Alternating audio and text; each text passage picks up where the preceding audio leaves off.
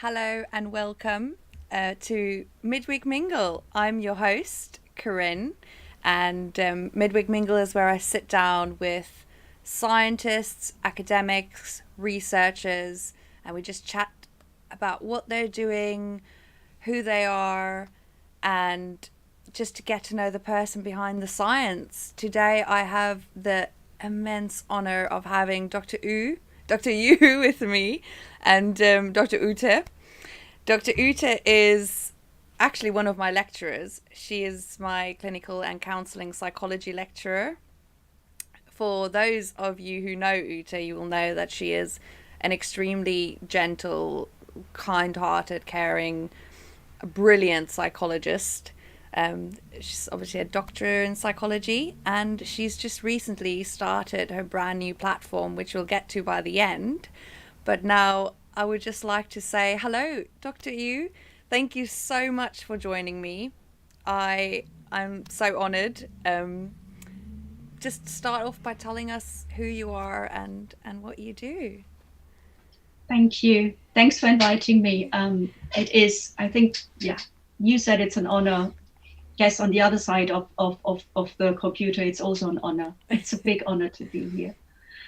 Can I just start with something maybe totally random? Yes.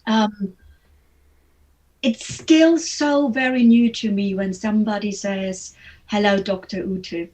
So the doctor title is still something that is who is the person actually talking to me. The reason why I say this is I'm really a late academic, right? It's not that I come from an academic family, and when I was little, I'm quite dyslexic. All of my poor students know, and administration knows as well, and they are really great because they help that everything that goes out doesn't look as awful as it goes in from my side. But when I grew up, right, dyslexia was kind of the exit route, so you couldn't get into academia, at least not where I grew up. I grew up in Bavaria, which is the southern part of Germany. And being able at a really late stage in my life to access academia, to access an area where I always thought learning and thinking and making two connections is the environment, is for me still so very precious. So every time somebody says, "Hello, Dr. Ute," I'm like, "Oh, it's actually me." So I hope you allowed me to randomness of thought coming in here. I think it gives quite a lot of background about who you are and how you view life as well, in that sort of sense of just non-belief, because you have really you've had such a, like we like to say, a wobbly path to into academia. I mean, you what did you do before you studied?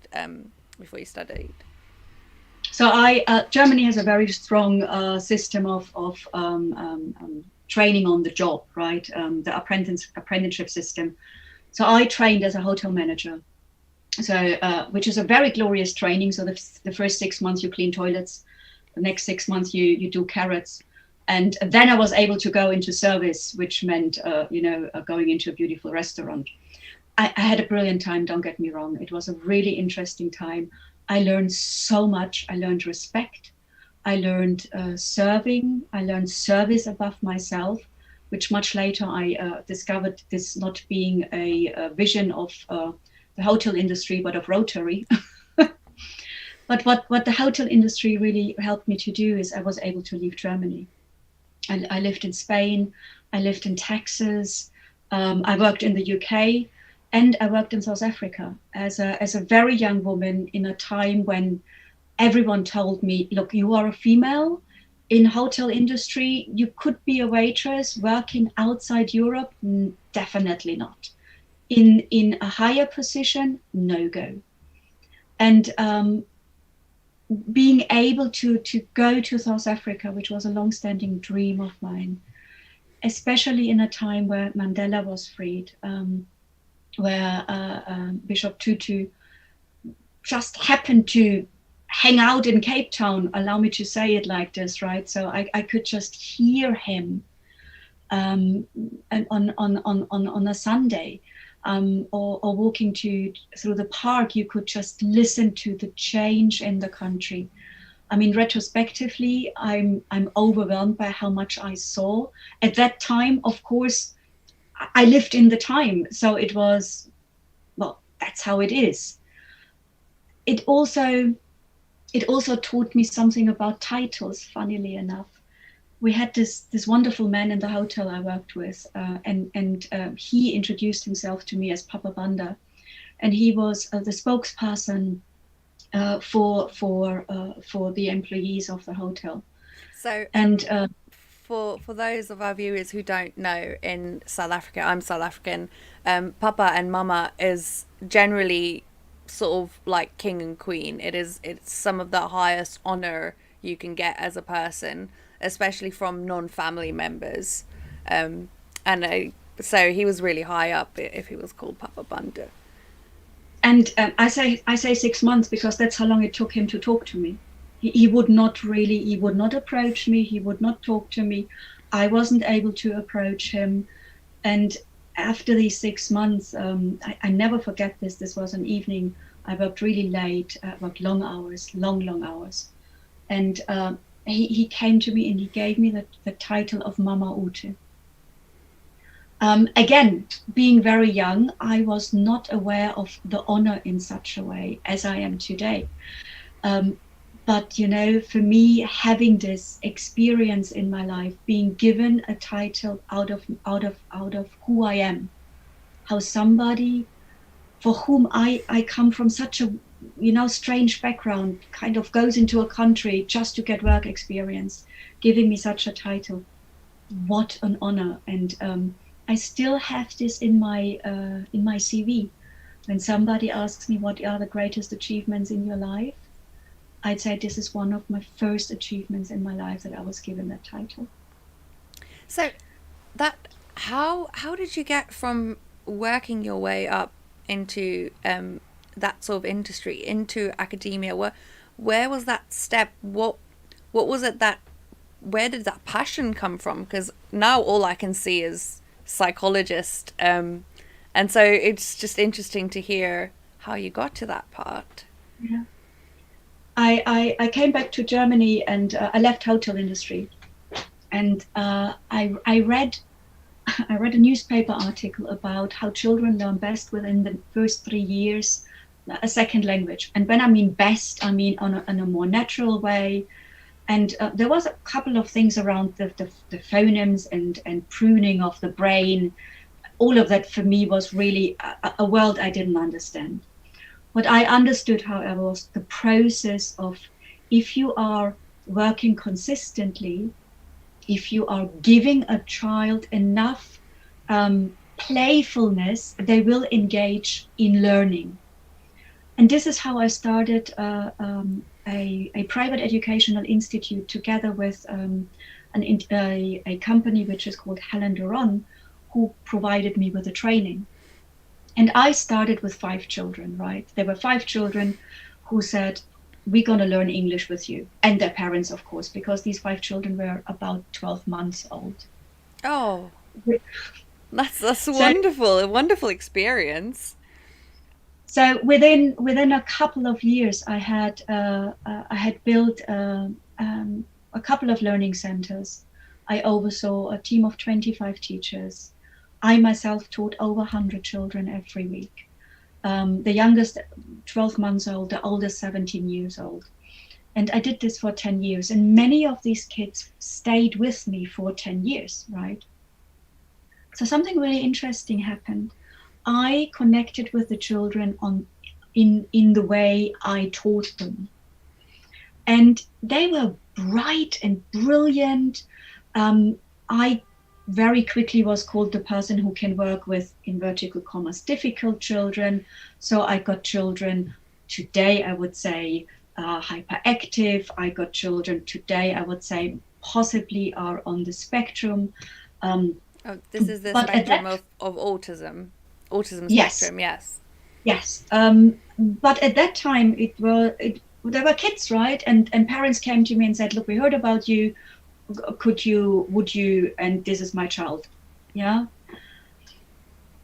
What I realized once the children entered education, something really strange happened. The trajectory I thought they would have just didn't happen. This is when I started reading what is actually childhood development. This is when I started reading books. I tried to then, by then I had I taught for 9 years. I created my own learning materials.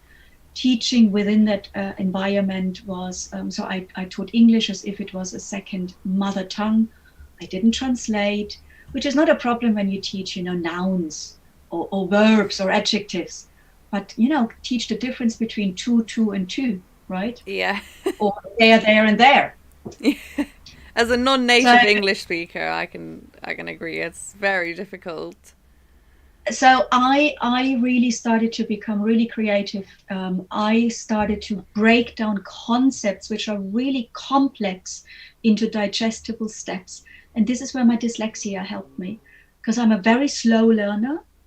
I don't retain information well, which is really annoying when you have a husband like I have who reads something and then just remembers it. I can't do that. Got to read again and again. I have to break it. I have to break it down, understand it, put it together, and then I'm good to go, right? Then you can throw whatever you want to throw at me because I've looked at it from different angles. But that also gives you such a deeper understanding, that taking a concept, deconstructing it, and almost building it back so you understand it. And they say you can't teach something that you don't fully understand, right? Yeah, fully. I mean, you know how hot I am on words. We could have a discussion around the fully, but at least let's say good enough, right? Yeah. Bring a good old Mr. Winnicott back into and say, yeah, good enough. And I loved my job in Germany. I really enjoyed supporting children. When people ask me, what is your job? I said, I'm a bus driver.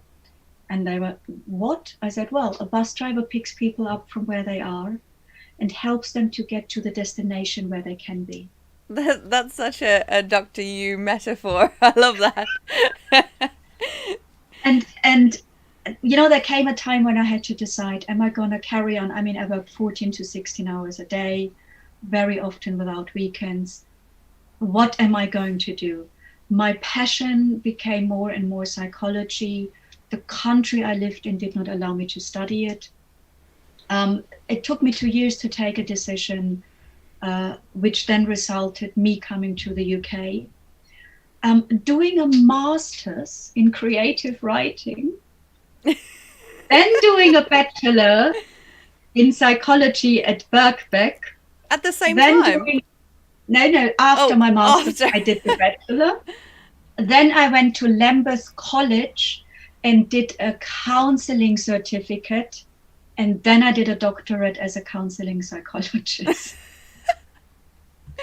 So it's quite a wobbly road. It's quite a different road.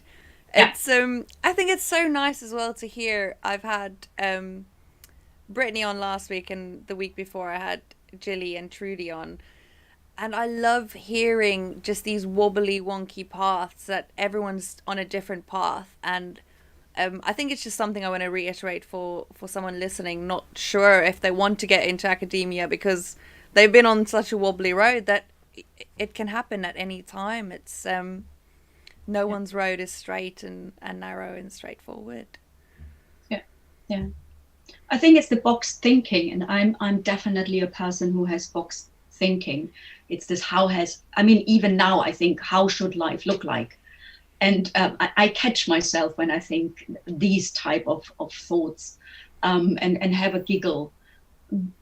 But what it tells me when I reflect around it, how strong these type of life concepts are, right?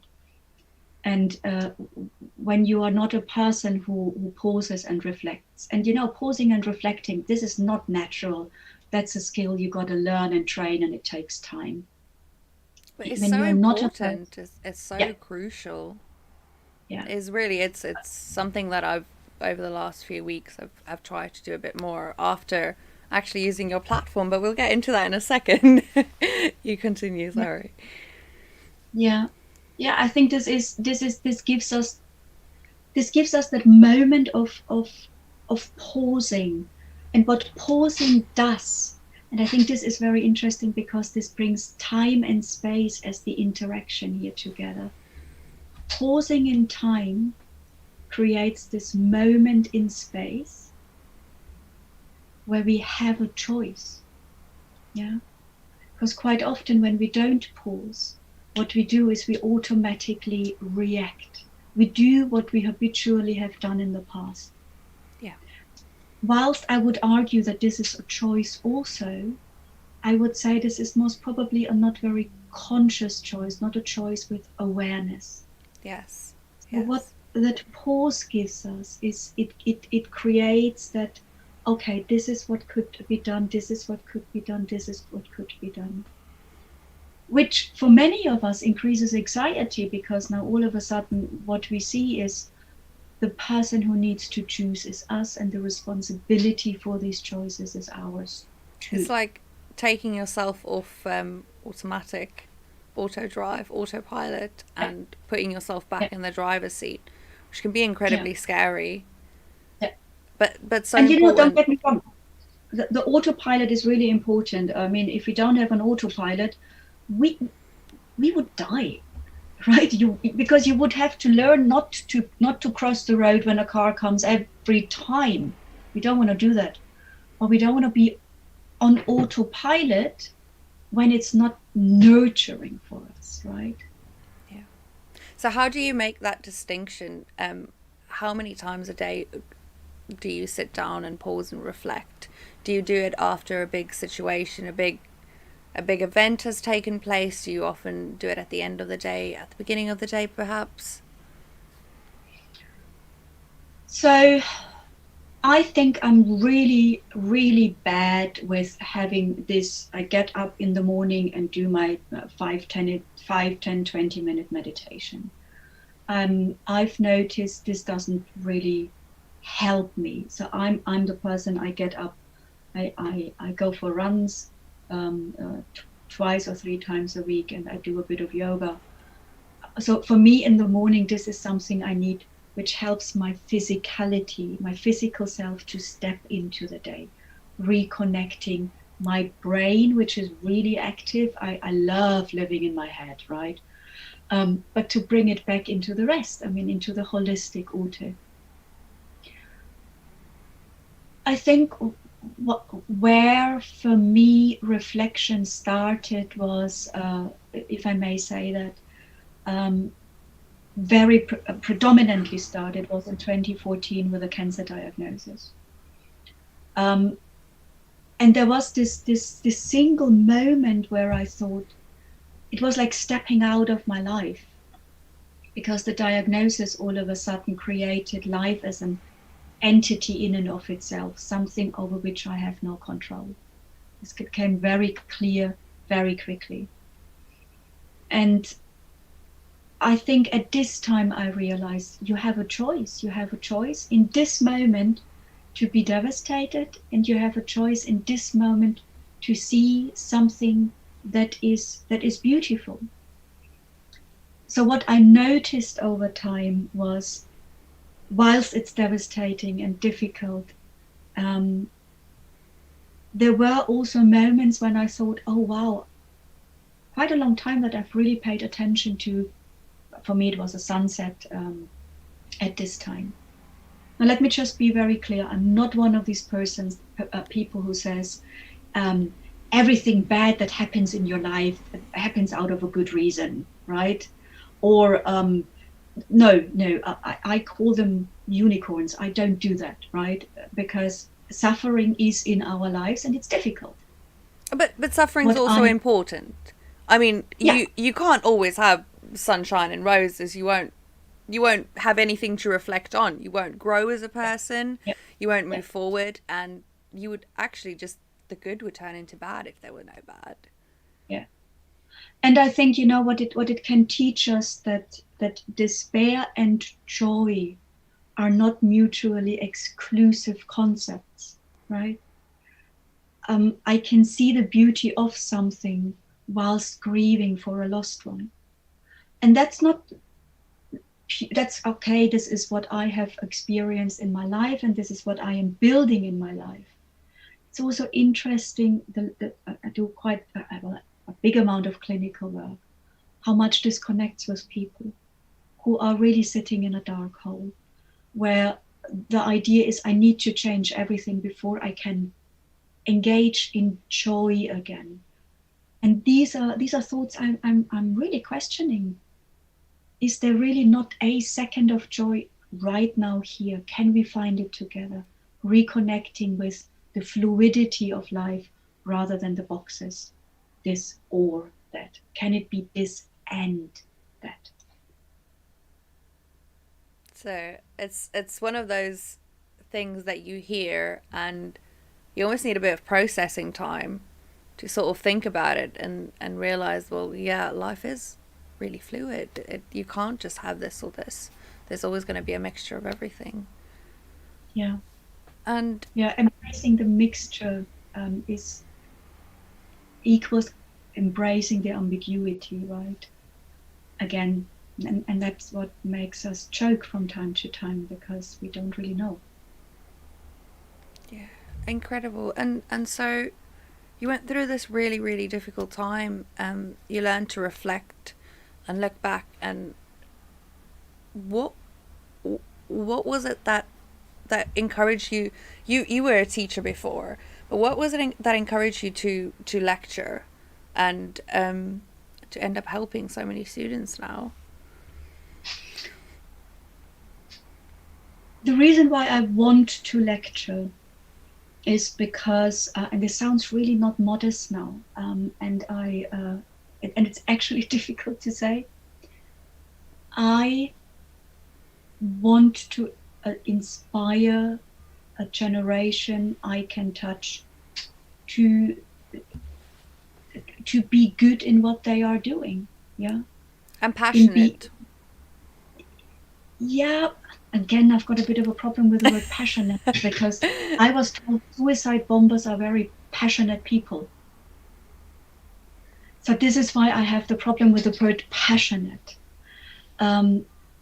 Because sometimes the passion allows us not to think reflectively any longer, because we are so gung-ho. That's why whilst people tell me I'm passionate, I always hope that I'm also very critical towards myself, my thinking, my movements, right? It's again that fluidity that you need in life. Yeah. The balance. Yeah. And I think what I can bring to my student is a transparency, is to say, look guys, this is how I think, this is why I think this, and I invite you to go with me on a journey. And you don't have to, but this is the invitation I am giving you. And that's basically it. By answering questions and bringing that what I have lived as a person in a private life, as a person in a professional life, within the proper boundaries, to the next generation of psychologists. So I want to link back to what you previously said about Mama Ute. And like I previously said, Ute is my lecturer. She lectures me on clinical and counselling psychology. And I think it's such a fitting name. I mean, you show up 15 minutes early before the lectures to do breathing exercises, which is also something we did before the session today, which was absolutely wonderful. And it was that sort of really just care for students that made you realize that, well, students aren't very resilient and there is a problem with that. And so was it that you noticed that, and what were your thought processes behind that noticing of that? For me, neither preaching nor teaching creates behavioral change. For me, it's modeling. It's doing what you say as much as you can, right? And I think the problem we have in psychology is accessibility, number one. And it's, look, nobody wants to meet me. Nobody wants to meet a gynecologist or a proctologist or a dentist, and you also don't want to meet your psychologist, right? So for me, it's about access. How can I give access to people to the knowledge I have? I studied for 10 years. I mean, something must be in my brain, right? I have a lot of clients and the feedback is good. So something I do must be of help. And this is when I started to think about, and it happened last year at lockdown. Because when lockdown came, my first thought was, this is going to be a problem. Anxiety levels are going to go through the roof. So I very quickly emailed my member of parliament and I said, look, this is who I am. I live in your constituency. Would you like me to I'm happy to offer some time for free. These are the time slots I have. How can I help? This is my expertise, blah. So I sent 2 emails last year. I still wait for an answer. And I thought, okay, so there are 2 ways to do that. And I'm not a big friend of binaries, but for me, there were 2 ways to do that. Either I leave it or I do my own thing. And people who know me, when I think something is important, I do my own thing. And that's how Withstow came about. So the platform that is called Withstand the Storm, because I thought, how can I connect with people at their time, yeah, so that they see who I am, that they can get concepts of psychology, which sometimes are so complicatedly presented into small digestible bites. How can I bring my knowledge of how do we implement change? We know that, we have research data. How can I create sustainability? We know that, we've got research data, right? How can I help people to see anxiety differently so it's not depleting any longer? We know that, we've got research data, right? How can I bring this to people in an effective, professional, friendly, and safe way? And that's how it came about. So Withstow is a platform online that my perspective of it is sort of, I feel like the best cure is prevention. And I think this is where this platform comes in. It's building resilience, giving you the skills so that you don't have to end up in a psychologist office in the midst of a breakdown. It's giving you those tools to build up yourself. And like we previously said, almost taking you off autopilot for a bit and putting you in the driving seat and going, well, look, I'm taking responsibility for myself and for my life and for my mental health. And it is so important. As much as responsibility is important for anything else, you need to be responsible for your own mental health.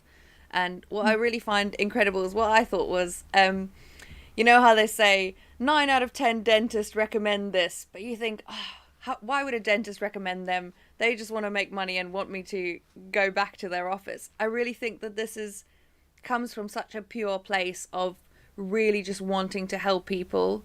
And it's an incredible platform. So you came up with this idea, and what did you do? Who did you approach? So I approached 3 people. The first 2 people I approached were my supervisors. So one was my clinical supervisor, as Dr. Lorraine Maher-Edwards, and she supervised me, I think, for nearly 2.5 years in a chronic pain service. So there we worked, of course, with chronic pain, but we worked with survivors of torture, a lot trauma, fibromyalgia, interesting long-term COVID, yeah, people that are coming in now. What we see in that cohort of people are symptoms which seem to link to the symptoms of fibromyalgia. So the course we are now doing for Withstow is around long-term COVID. Oh. And What I've was asked. your Sorry, what was your No, no. main research based on at that point in time? So my research is based around acceptance of chronic pain, so chronic suffering, in people who disengage with acceptance-based therapy. So So to I work sort of with the dropouts. yeah, so to put Just it to be very clear, in I work with the dropouts. the Yeah, dropouts, and you were telling me about this the other day, and you were saying like you were so interested in just why these people were dropping out, and it makes so yeah, much sense. You would think that, and I say this, but how many things have I not gotten help for if I know I need it? But it's such a weird human trait that we don't always use or accept the help even when we know we need it. And yeah, so you were studying these dropouts, and sorry, continue. yeah. And so I went to Lorraine and I said, look, this is my idea. And after working with me for such a long time, I mean, she knows me, right? And lovingly calls me weird, which I think is really great because it gives me a box I'm quite okay with.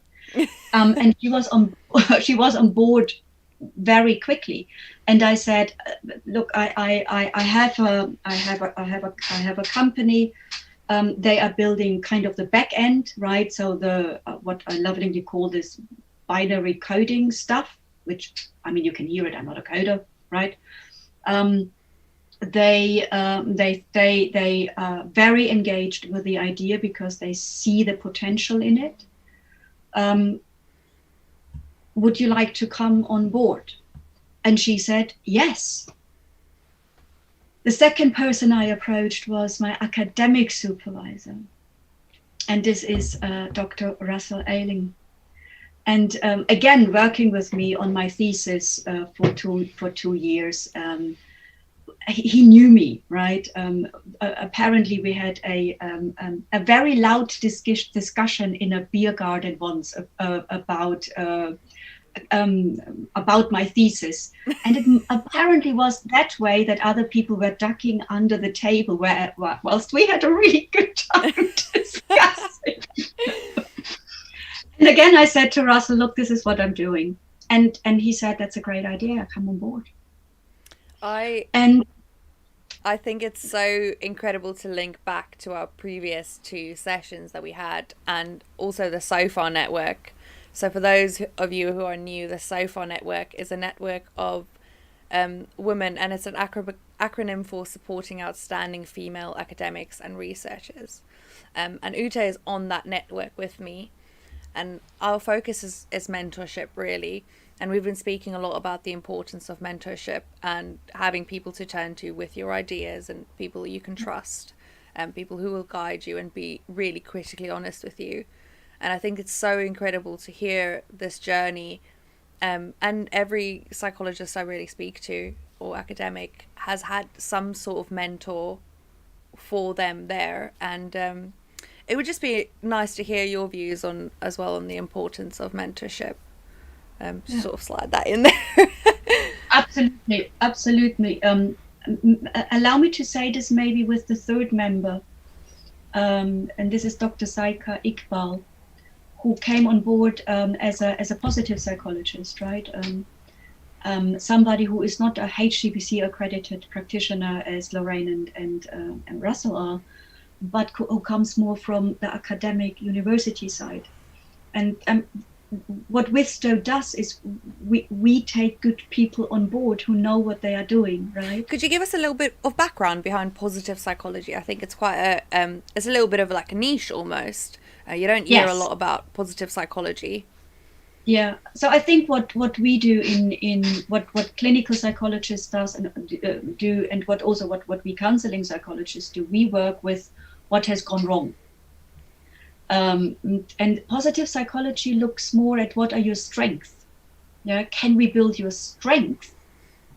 And by building your strength, will you then be more able to work with challenges? So it is as if they would come from the other side, right? I mean, it's interesting that positive psychology based on Seligman, of course, huge research around learned helplessness, which links to depression as a concept, has kind of flipped and has gone, look, why do we do always the research around the negative or the challenges? Why don't we start researching where our strength lies? And I mean, for the Western world, a totally strange concept, because what we do, where we put the money in, is in what goes wrong. Yeah. Where we don't put the research money in is what actually works, right? What is works is most probably the wrong way to express it, but where are the strengths in the person and how can I foster these strengths? And this is actually what links to resilience. Because when you think about resilience, it is not what many people say toughness, this I can go through life like this, throw at me what you want, right? I'm kind of Arnold Schwarzenegger Terminator in persona. Walking away from the bomb site with no scars. And no scar. And and that's what people tell me resilience is. It's actually, that's how it's taught quite often in organizations. But if you look at the etiology of the word, when you look at the history of the world, it comes from mechanical engineering. So they take this metal sheet, they put it between two hands, and they bump a weight on it.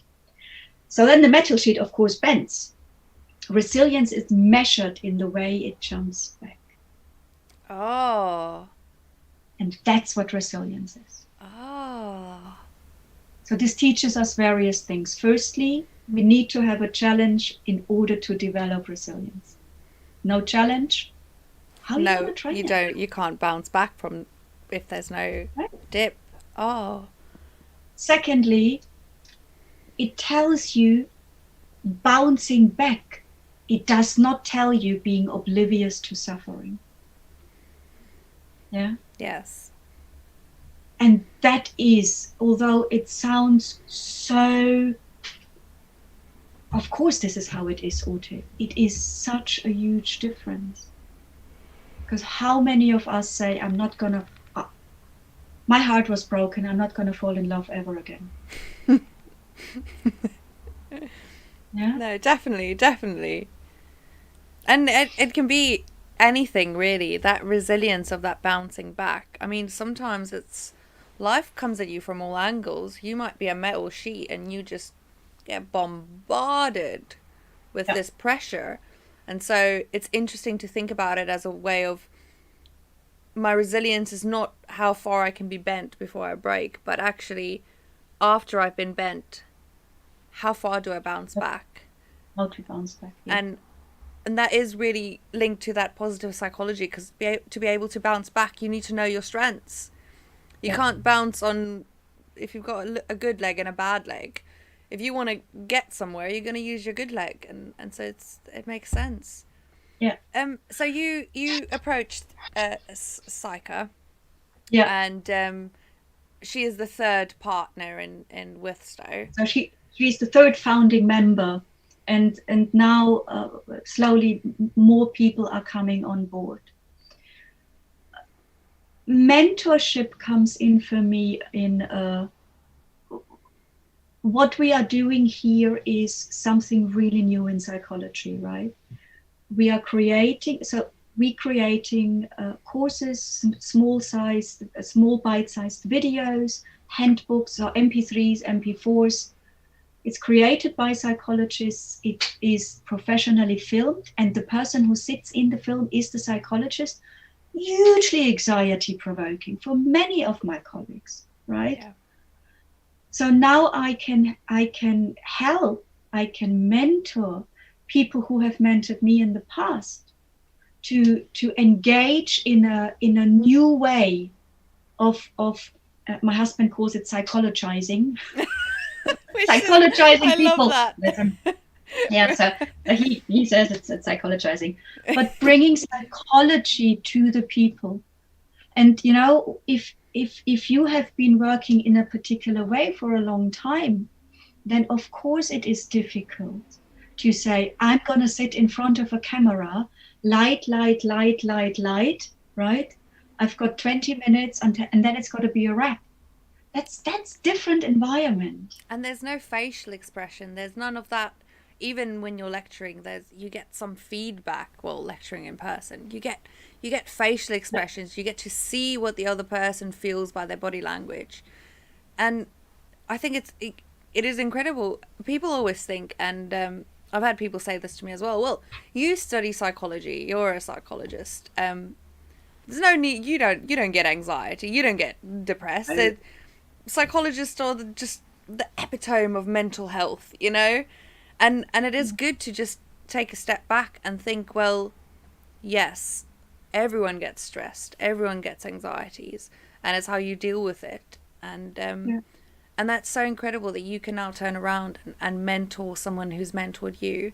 And that's what we were talking about with the SOFA network as well. It's that path you walk with your fellow academics or researchers. It's the path you walk together, and it's sort of like a hand-holding path. You're not dragging each other along. Sometimes maybe a little bit of a push, but it's really, yeah. Vista also gives us the chance, and I say us because that's an idea the four of us developed. And once the trial is over, we are in the trial phase. So Birkbeck has this tailored course for the students, which is all around resilience. And once the trial phase is over, the next step I want to do is I want to open Wisto. There is a part for blocks and vlogs. I want to open this for students, right? To say, guys, an essay competition, for example, around a topic, and you can then come with your essay onto the platform, and we will then promote what you have written, for example, via social media. Is this platform is right now it's in sort of its beta phase, and it is focusing on students, but this platform is also for any person who, there's so many different courses on there, and there's going to be, and this platform is really for anybody who wants to build the skills so that you don't have that mental breakdown in a few months. It's like almost like physio training, strengthening your mind and your brain, so that your resilience is better, because you bounce back because you've been practicing. So sorry, I just wanted to mention, I'm sure there's people listening who will be very interested in joining the platform. So what I'll do is I'll put the link in the description below afterwards. And we break it down. I mean, we are building the courses at the moment. So there are either an editing, or we have a 5-day filming. We have the filming crew down. We're going to film at the end of April. It's going to be nine new courses that are filmed. I just finished a course which is around conflict resolution and conflict resolution skills. We have course on sleep, on anxiety, on detaching from unhelpful thoughts. We have one course which is around how many self-help books have you got and how many have you actually read. I feel a bit ashamed about that one. If I look at my book collection, I think, oh dear, what do I have, about 6? Yeah. So and the idea is we literally, we have kind of 3 different, we have special courses for organization, like for Birkbeck. We hope, of course, that Birkbeck is going to take it on after the trial for the whole of the university, even adding courses, and adding courses which are specific to the Birkbeck community, that we can go into organization and give them access as well. So I work in a hospice. The hospice is now switching on to Wisto from the end of this year on. But what we are doing, we are creating a subscription, where people have one course a month that comes online and they can just use it. And that's a subscription which, it's around £70 a year. So And if you that's think about it, it's psychology fees. I know we're in the UK, both in the UK, and we spoke about this briefly previously when we were on the phone, and we were saying, I mean, I've been waiting 6 months to see a psychologist on the NHS, and it's another thing people say. Well, just turn to one of your colleagues. It's just like, no, you can't. You need that it's not support. boundary. Yeah, And yeah, it is so difficult to get that support, and there might be listeners from other countries who don't have an NHS or a health yeah. fund, and it's really expensive to go to a psychologist, and as well to find the time to go and sit down and go somewhere and drive there or take the train Yeah. and go back home. I think this is so wonderful. It's such a thing of convenience almost. It's a bit Right. I like mean, home cooked fast food.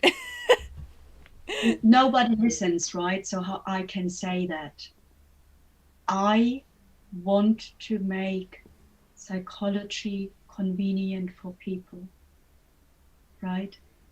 And it sounds, I know a couple of my colleagues cringe when I say that, but allow me to come back from where I come from. I come from a place where it was too exclusive for me to be a part of. I worked for 10 years in a service industry. And this is what I want to provide with Wisto. I want to provide good service in various areas so that people can access it, right? And they can access the videos, but they can also access the people who have actually done these videos. So if you say, I really want to work with this person who created this video, this is what you can do. You can book a session with them, right? You don't have to, but you can. As well, I think the videos, as someone who's watched them, they're very natural. They're very real. It doesn't, it's extremely high quality, and it's lovely to look at, but I don't feel like I need to be sitting in my little suit jacket, and it's not, it's a comfortable feeling. It's Yeah, natural. We spoke about this as well briefly, about how we both talk with our hands. So you can see yeah, my hands very all much. over, and it is that so natural. Just you feel like you can connect with wow, what's your resilience, and so you feel like you can connect with a psychologist, and in that sense, then if you would like to ask a question or would like more information about from the actual person who's written the course, how often do you get to have that ability to speak to someone who's created something to help you, can then book a session, and so lovely. And there's such a wide variety as well. You were speaking about the just a diversity of the platform and trying to get as much representation as possible in that platform, and I think that's Yeah, incredible, and that's what, not everyone can connect to everyone else in the same way. We all connect to people in different ways, and that's why it's so absolutely. nice that this was your idea, but you're sort of just opening it up, Yeah, and in that way reaching so many more people. yeah, yeah. I mean, I now connected to the ex. I think it's is it the president for the British Psychological Society's chapters? Don't know if the title is president. With Dr. Maureen McIntosh, and she was instrumental during my doctorate that I was allowed.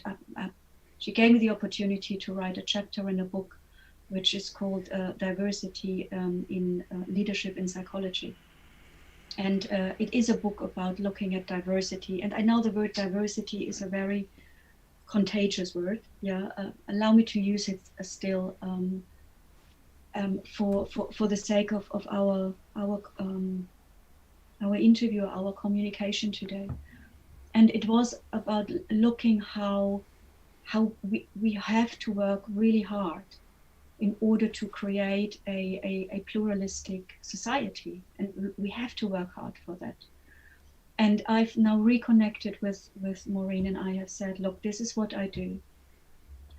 I have a very weak network into the Asian community, into the community of color, into Black people's communities. I don't have a straight strong network. I need this network because it cannot be that yet another white middle class woman has a frontal face on such a thing. This is wrong. And you hear it most probably on my language and on the pauses I make, that it was really hard for me to do so. And it is hard for me because how do we approach? How do we talk? How do we speak? We're not very transparent about the difficulties we are having. And I think one of the hindrances to the transparency is the fear of doing wrong. Certainly in my case, I don't want to do wrong. And Maureen came back within 10 minutes and she said, look, I'm chock-a-block. I don't take on new projects. I highly recommend, please connect to these 3 people because what you're doing is really, really important. And when I read this email on that Sunday, it was such an incredible boost, and it was such a feeling of being trusted, right? And again, this goes beyond. This is the core what Withstow does. It's collaboratively in nature. It needs to bring who we are and what we do as high-class experts of psychology to people who can learn from it. We can change behavior to the better, and also allowing psychologists to have different income streams, to not be dependent always on the same system, which you and I know is difficult in and of itself. Yeah. And to embrace something which is just the new normal, which is the World Wide Web, right? It's so interesting as well. The core of Withstow is that transparency that breeds trust, and that is what it is, and that is what I said earlier. And is that trusting feeling is because it is so transparent. You're not afraid to talk about your flaws, and in that way, some way, it almost brings your successes up higher.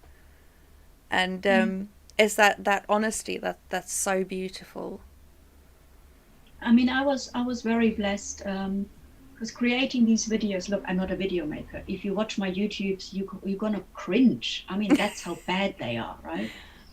And I've got these 2 really wonderful friends, and they have a theater company, the Big Tiny, and they write, create, produce British panto up in the north. So my husband and I, since they go on stage, we drive up there every year to watch their panto because it's just brilliant. And I said, I don't know what to do with the filming. I don't get it right. Whatever I try, everything goes wrong. And they said, why don't we do it? So there are these 2 brilliant creative heads, actor, writer, producer, who pack their filming equipment in their van and to travel down and sit down with me and say, what do you want, Ute? And I said, I want something that is highly professional, but not sleek. I want people to see, I've got a nervous tick. My English is good. Is it flawless? Oh my goodness, far away from it. I get red cheeks when I talk. That's who I am. I want people to connect with the essence of the psychologist, whilst also oozing the professionality we are having. Yeah. And don't ask me why, how, but they translated it. And it was fun, right? I mean, I never forget we did the sleeping, this, most probably telling me off when I say that, but we did this sleeping course. And there are a couple of exercises on sleep. So there are these two guys, right, who are really critical, fast asleep. I do this 30-minute relaxation exercise around sleep. And I was totally freaked out. And they just said, seems to work. Oh my god. It is. It's incredible. I think this platform has so much potential, and there are so many different places it can go. And what I sort of see is businesses taking this on for their employees and supporting them in this way, because businesses are always saying that they want to do something to improve their employees' mental health, and this is the perfect platform for that. It is giving them the power, and it's that convenience as well of doing it whenever you have time, whenever you can fit it into your schedule. You don't have to fit your schedule in around therapy now. You can fit therapy into your schedule.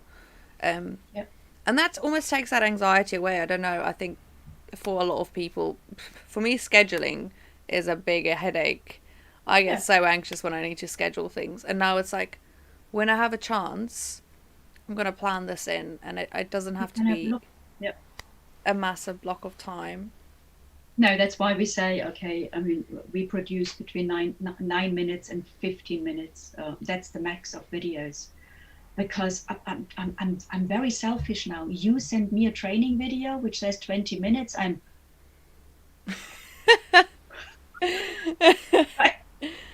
Oh. Well, Dr. Ute, it's been so lovely to have you here. There's no questions in the live chat. Is there anything else that you would want to say, you would want to add on? I think what so far is bringing into my life, if I may say that, is that it doesn't matter where we are, right? It doesn't matter who we are. And trust me, guys, I just want to say that when I went to the first SOFA meeting, my immediate reaction was to stop the Zoom, to end the meeting, because the women that are in there are just incredible, right? I mean, incredible. And my first impression was, what the heck do I do in this group of incredible people? I think what SOFA teaches me today, where I am right now, let's look at the different skill sets we have. And these different skill sets, if I give them to somebody else, if I invite somebody else to see them, this is how we can empower each other. Immediately this takes away hierarchy and replaces it with collaboration, which for me is, as I already said, key. I think it is really lovely. We spoke about the first meeting as well briefly. And it's interesting how we spoke about imposter syndrome quite a bit the other day. And for those of you who don't know, imposter syndrome is... Okay, so we just got a question, but imposter syndrome is basically when you feel like an imposter. You can have all the qualifications and do everything right, and you still feel like an imposter. And this is one thing that academics, researchers, people in this community doesn't talk about, and we all feel it. And so it was interesting to speak to different members after the first SOFA event, and everyone sort of had the same imposter syndrome feeling.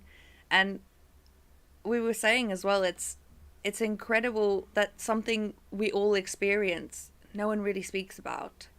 And I mean, it was such a lovely event. There were so many fantastic women, and we're really excited to open the SOFA network up, and we'll let the public know a bit more about our members and what they're doing and what's happening.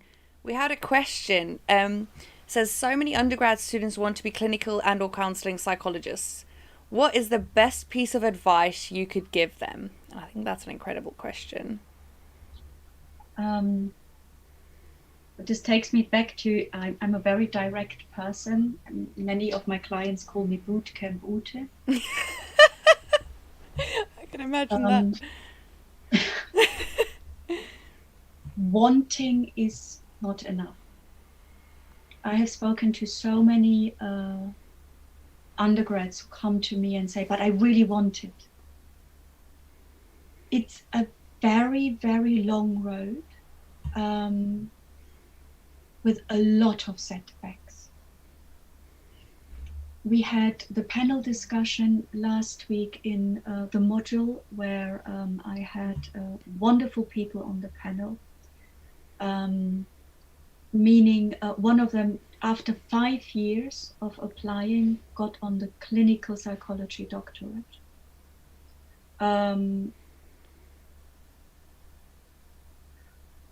I think if you are creating a life that is only worth living when you reach the goal,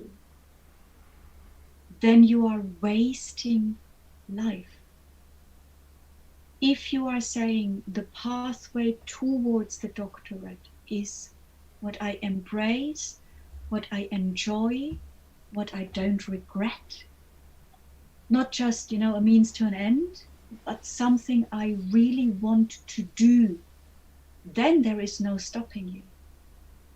I just want to reiterate what you just said. If you're only creating a life that's worth living, if you reach your goal, it's not going to be worth living.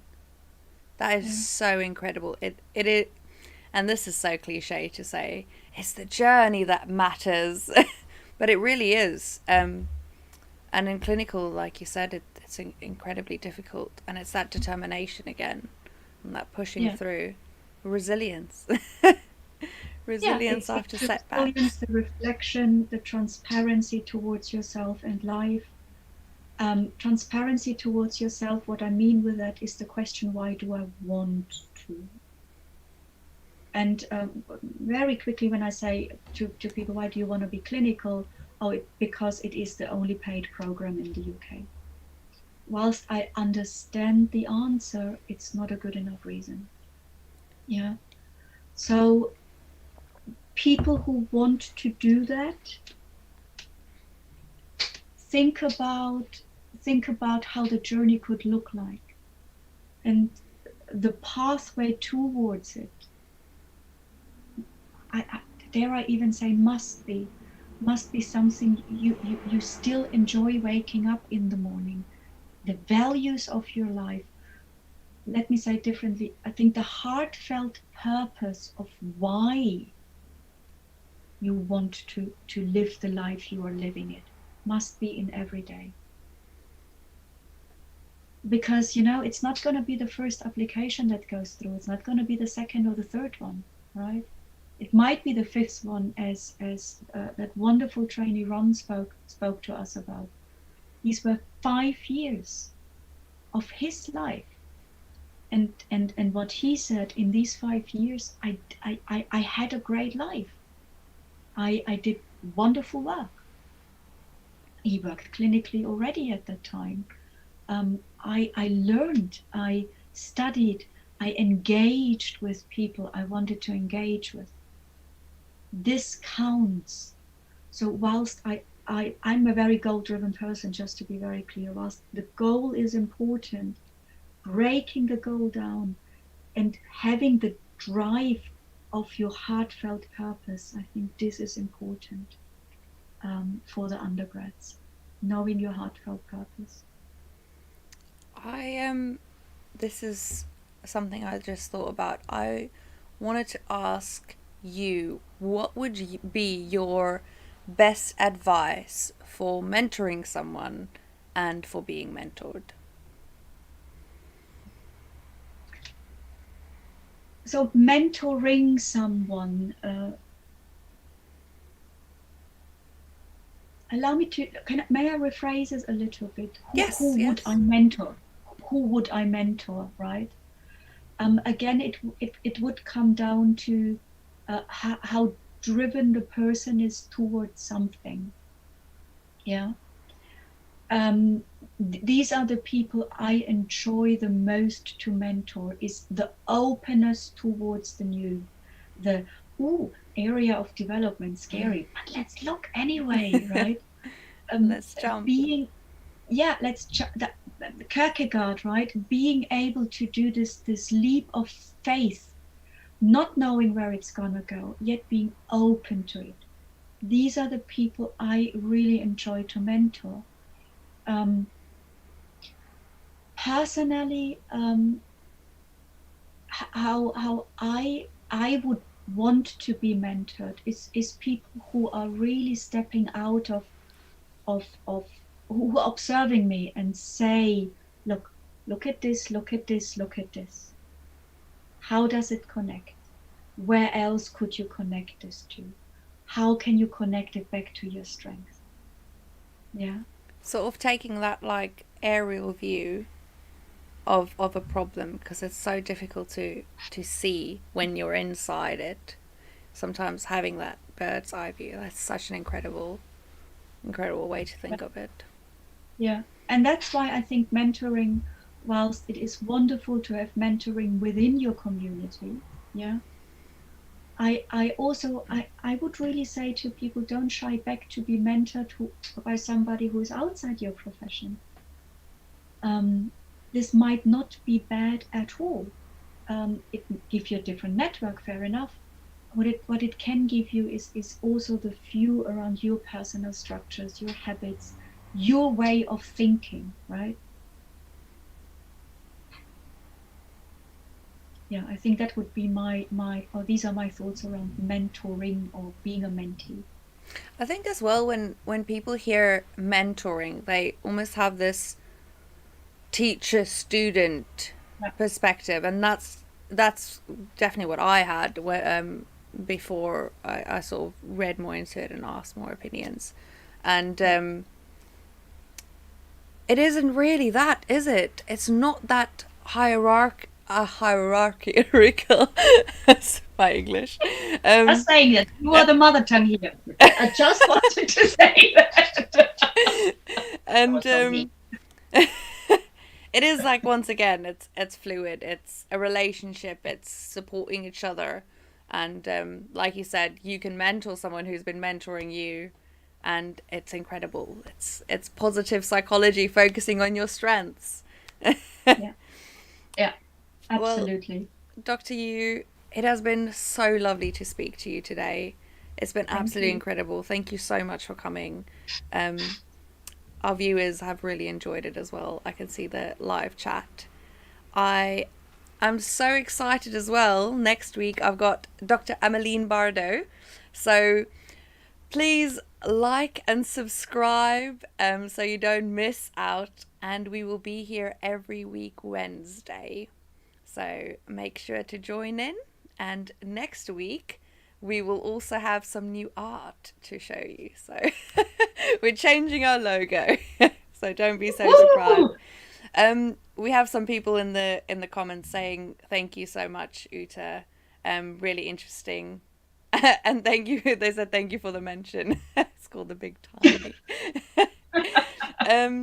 Thank you so much, everyone, for coming. Once again, this was Midweek Mingle. I'm your host, Corinne, and I was here with Dr. Ute today. So I'll just say goodbye and thank you so much. Thank you, Corinne. Thank you very much. Bye.